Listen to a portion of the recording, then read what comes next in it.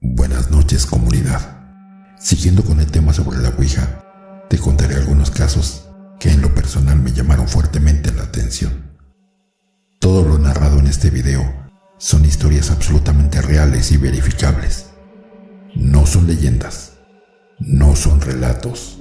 Se trata únicamente de gente como tú y yo que quiso experimentar, pero que algo salió muy mal. ¿Qué hay más allá de la vida? Cada vez más gente cree en la existencia de algo. Algunos lo llaman almas, espíritus o espectros.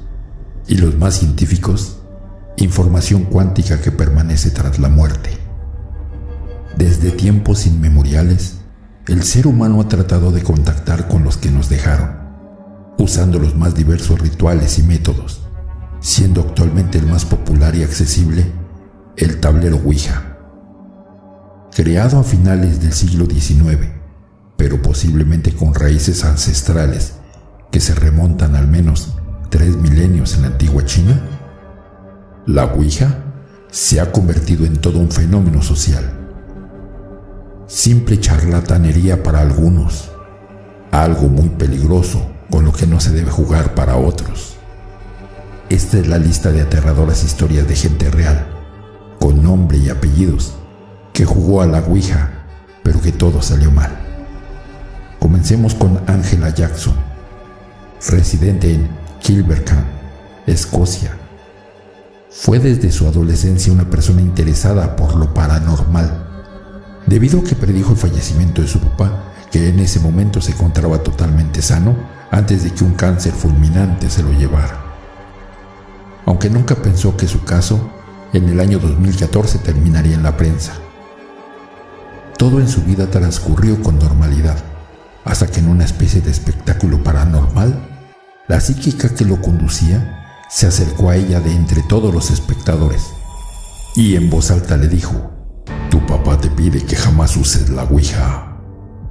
Tiempo después, en una reunión en casa de sus vecinos y sin hacer caso de las advertencias, Angela aceptó participar en una sesión espiritista mediante la Ouija. Pronto el espíritu contactado manifestó querer hablar tan solo con ella, y preguntando qué quería decirle, respondió con un escueto: «Vas a morir, perra». Según Ángela y sus vecinos, el vaso usado como marcador terminó volando hasta estrellarse contra la pared, momento en el que, muy alterados, los vecinos pusieron punto final a aquella sesión y se deshicieron de todo el material. Tiempo después, una pesadilla recurrente llenó de miedo cada una de sus noches. Era atacada brutalmente por un hombre con un martillo. Ya en el 2018, un día como otro cualquiera, salió de su casa para ir a visitar a su hijo, cuando al cerrar la puerta tras ella, sintió una presencia a su espalda. Se giró a tiempo para distinguir una silueta masculina que le dijo: «Vas a morir, perra», justo antes de escuchar el crujido de su cráneo al ser golpeada con un martillo. Ángela logró resistir varios martillazos antes de llegar a la misma puerta exterior y lanzarse a la calle, donde quedó derrumbada en un charco de sangre mientras los peatones la socorrían.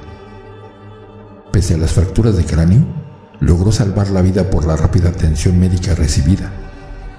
La policía jamás logró encontrar a su atacante.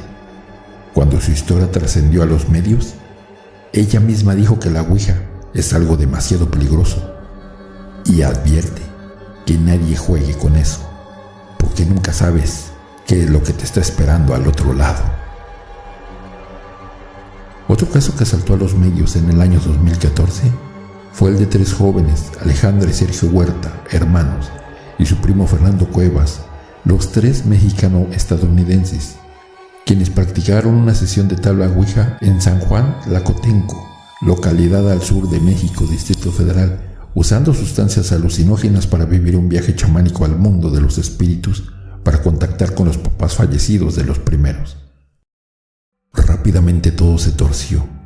Alejandra comenzó a emitir extraños gruñidos, risas demenciales y gritos de «vamos a morir».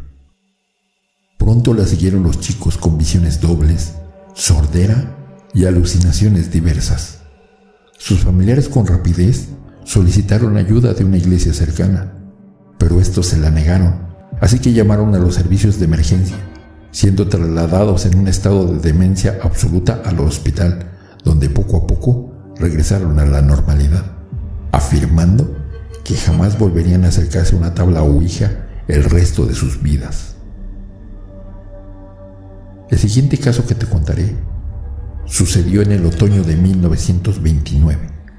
Dos mujeres pertenecientes a las primeras naciones norteamericanas de la tribu Séneca estaban sentadas una frente a la otra con un tablero ouija entre ellas, en la reserva Cattaraugus, en el estado de Nueva York. A un lado, Lila Jimerson, de 36 años. Al otro, Nancy Bowen, de 66, que buscaban con desesperación contactar con el reciente fallecido esposo de Nancy. Había sido una muerte inesperada y sorpresiva, que dejó a Nancy llena de interrogantes a los que quería dar respuesta. Pronto, los huesos que usaban como marcador comenzaron a deslizarse por el tablero, diciendo ser Charlie Bowen, y un mensaje comenzó a repetirse: me mataron, me mataron, me mataron. ¿Quién lo hizo?, preguntaron las mujeres. Clotilde, fue la respuesta, a la vez que añadía una dirección. No había pasado ni medio año cuando Clotilde Markham, de 53 años, la esposa de un reconocido escultor, abría la puerta de su casa. Un brazo la sujetó por detrás, a la vez que la otra mano le introducía un pañuelo empapado en cloroformo hasta la garganta mientras la empujaba al interior. Clotilde se desvaneció sin opción a gritar, a la vez que la puerta de su casa se cerraba. Nancy Bowen, de pie ante ella, abrió su bolso y sacó un martillo. Nadie fue condenado por el asesinato, ni siquiera Nancy, considerando el jurado que un influjo demasiado poderoso la había conducido a tan horrible crimen. Por raro que pueda parecer, hay gente que practica sesiones de ouija en familia. Fue el caso en el 2001 de Carol Sue Elbacker, quien junto a su hija Tammy Roach y dos de sus nietos de 10 y 15 años practicaron, como era habitual en ellos, una sesión espiritista con un tablero ouija en su residencia de Nuevo México. Todo aparentaba la misma normalidad de siempre, pero cambió cuando el marido de Tammy y padre de los pequeños, Brian Roach, regresó a casa tras el trabajo, interrumpiendo la sesión. Carol entró en un extraño trance y no contestó el saludo de Brian. Sus ojos clavados en el tablero indicaban que algo no iba bien. Pasaron unos segundos, eternos, antes de que la mujer reaccionara y de manera calmada se levantó, mientras Brian se acercaba para asistirla. Seguramente solo notó un fuerte golpe en el pecho, mientras escuchaba a su suegra decir: Dios me lo ordenó y debías morir. La hija y los nietos contemplaron aterrorizados cómo su esposo y padre caía con el corazón seccionado en dos. La abuela obligó a Tammy y a los chicos a subir al coche familiar emprendiendo la huida de la escena, sin hacer caso a sus ruegos.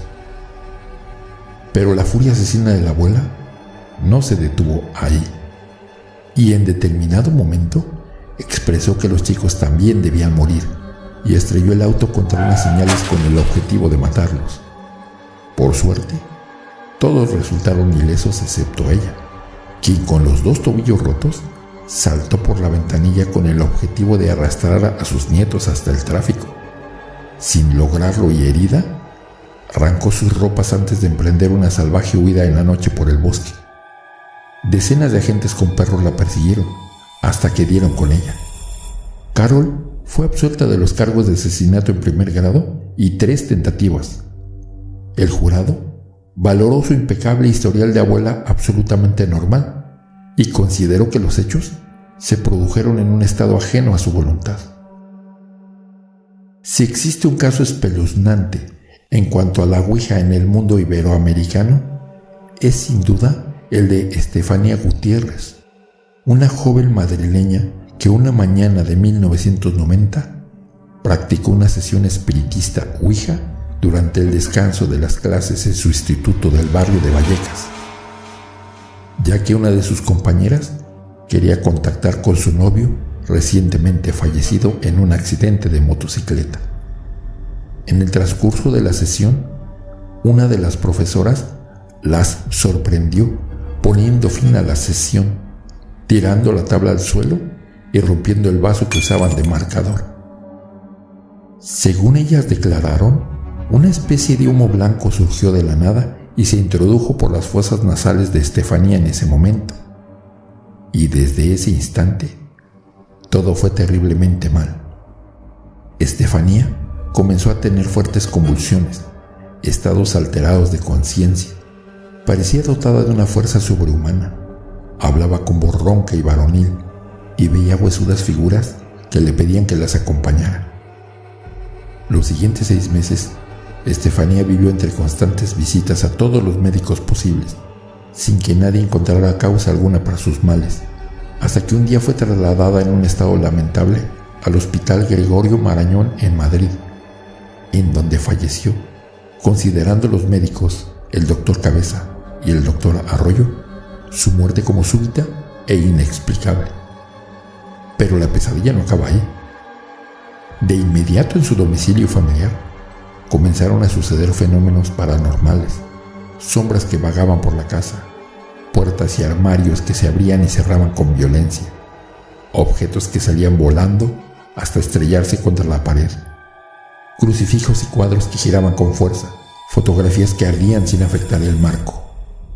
La situación era tan insostenible que una noche, en plena ola de efectos paranormales, la familia llamó a la policía, que se presentó en el hogar. Un total de 6 agentes, comandados por el inspector Negri, fueron testigos del horror, causando que 4 abandonaran el lugar totalmente aterrorizados y siendo reportados los sucesos paranormales que se sucedían en un informe policial oficial. Los padres y hermanos de Estefanía se vieron forzados por la insostenible situación a abandonar la casa y solo entonces los hechos fueron perdiendo intensidad. La vida perdida de una joven, el terror de una familia y un informe oficial de lo que allí se vivía, todo con un mismo origen: la ruptura brusca del ritual. Sean ciertos estos contactos con el más allá o no, nuestro cerebro, a pesar de ser una máquina asombrosa, es altamente sugestionable. Y cualquier tontería puede hacer que todo salte por los aires dentro de nuestra cabeza. Sea de la forma que fuere, seas creyente o no, el tablero Ouija parece una forma demasiado peligrosa como para pasar un rato de entretenimiento. Recuerda, si decides hacerlo, quizás ya nada vuelva a ser como antes. Si te gustó esta historia, suscríbete activando la campanita para que no te pierdas lo mejor de Fase 3. Gracias por escucharme.